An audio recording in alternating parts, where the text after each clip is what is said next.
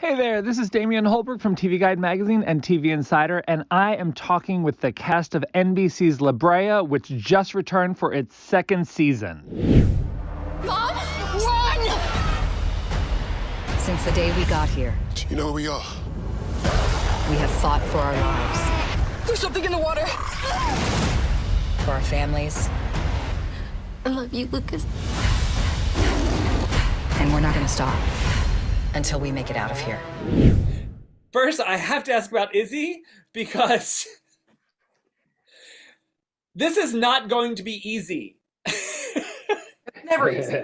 Yeah, but like the last time we see you, you're on the beach, there's a woolly mammoth, and you're in Seattle in 10,000 BC. How perilous is this journey that you take with Gavin to get down to Los Angeles? Oh my goodness, what a hike. What a hike. And there's such a, like, it's, father and daughter, Yeah. but also like, he's been kind of not off the grid, but you're just finding out like, oh, he wasn't going crazy. He was actually something even stranger, which is he's having visions of a past life. Yeah. What does this do to their relationship? I think because she was the only one that believed him about the visions and didn't say, like, you're nuts, you're screwing this family. They have this really, really close bond of, I understand you, you understand me, let's figure this out, let's do this. But they still have to talk about that. You know what I mean? Like, they still have to figure out the fact that he was having visions. Right. And then Sam is almost like the voice of reason down below. Like, I feel like he's one of the only ones that didn't show up with like a ton of other stuff that he has to work through. Like, he got some drama, but like, he doesn't have visions. He doesn't have like, oh, my ex-lover just parachuted in. So what lies ahead for you as you guys continue to battle 10,000 BC? Well, I think it's just trying to find out and make sense of what the heck's going on, and how they can get back, or and we keep meeting new people. And people that live down there, and there's all that stuff, and what are the connections, and the way the season ended, with that portal and our kids disappearing. So I think for Sam, it's just really just trying to stay focused on getting to his daughter, and how does he get her back, and how does he get his family back, which is really the focus for everyone down there.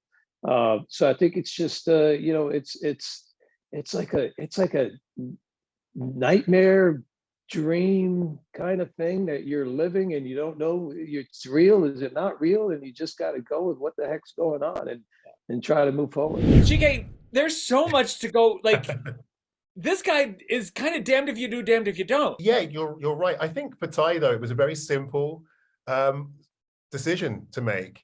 It wasn't about the time or the era. It was more about him choosing love. And so it was nice to be able to play a very simple human emotion at the end of season 1. And you're right, it leads us into a whole heap of things in season 2, because the course of true love never did run smooth, as the saying goes. Para, she's got a lot on her plate as well. Also, isn't entirely beloved by everyone. Like, there are some suspicions, there are some issues.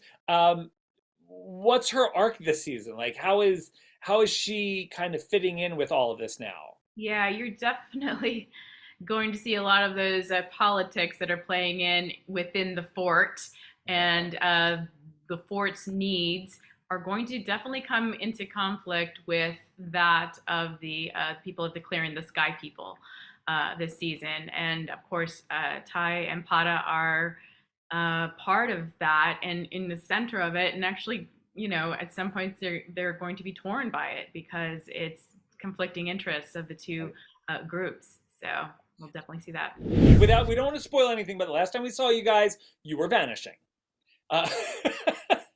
Literally just into thin air, and we know that you are coming out in 1988 in the new season. So Tell me about your characters, what they first encounter when we first see them again. What they're encountering is a whole new world, you know, and a lot of questions of where are we? How did we get here? What are we doing here? Is this for sure 88? During season 1 and in the back half of season 1, there's a lot of discussion about going into this light that's going to lead us to 1988 and Topanga, but we don't know if that actually happens. So Riley and Josh figure out with the audience whether or not they actually are in 1988 and what they're going to do next. And Jack, so much of the show has been about getting his family back together. And now not only are they just separated and more fragmented, you're in a totally different time period. Does Josh at any point think like, I'm going to get in so much trouble for this one? I mean, that's definitely the kind of thought that's running through his mind, because I think the most important part of this character's backstory is his relationship with his dad. And everything's kind of turned on its head, because Josh's understanding of the situation was that his dad abandoned the family, he betrayed his trust, and he kind of left them for dead. And it turns out it was kind of the opposite. They were kind of doing that to his dad, and the whole time his dad was right. He was predicting what was going on with the sinkholes, and his visions have done so much good for everything and all the whole conflict of this show. And it's tough because, you know, it opens like Veronica was saying, he doesn't even know where he is. And I think for a second he thinks, am I back? Is everyone here? And then he has to figure out what's actually going on. And the thoughts playing through his head, am I ever going to see him again? Right. And that guilt is something that's really going to come into play. Natalie, first, you had so much to do last season. How is it being out there and running around in all these night shoots in the wild of like Australia, which is not the friendliest terrain? I feel like I could join the military now and maybe survive.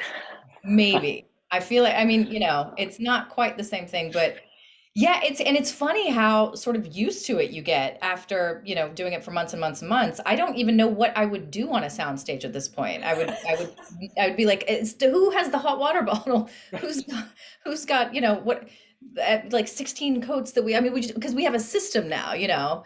It's the devil, you know. So we went in this year and we were like, okay, we know exactly what we're getting into. And I have to tell you, it's like, it feels very normal now. So Owen, how much do you get to work with either of these two people this season? Because it is kind of like you were in your own show last year. Yeah, you know what? That's just a lot of fun for me this year, because I actually get to work with Nick and Natalie this year. And so we actually get to kind of see a bit more of the kind of relationships between Gavin and Eve and how kind of Levi affects that. And we get to expound upon the relationship between Gavin and Levi and kind of see where they left off.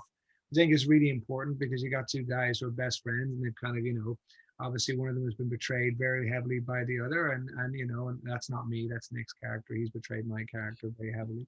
And you know, so I think we have fun. We have more fun this year because we get to work together. I think that's, you know, I think that's important for both the show and also for us to kind of enjoy developing the characters.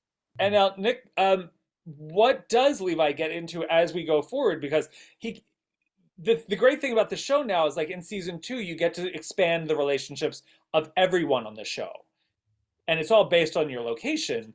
Will he start to intersect with some of the other characters that are down there and impact their stories? I feel like Levi's always finding himself in other storylines because honestly, he's down there not only for his love for Eve, but his sense of duty. And he told everybody down there, I'm down here to save you. And he puts himself on the line, the same, you know, as I could say, Eve as well, you know, and Gavin eventually.